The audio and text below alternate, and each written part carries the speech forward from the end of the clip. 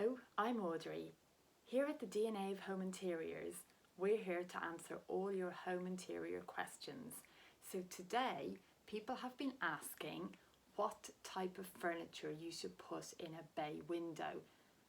My answer would be, it depends if the bay window is a rectangular bay window, in which case you may actually be able to fit a small sofa in the bay. Alternatively, you could put two armchairs, perhaps with a small side table in between. If you've got a Victorian bay window, which has angled sides to it, you've got less space overall in the bay, but perhaps you still could fit two armchairs with a side table. Alternatively, one armchair and a small table.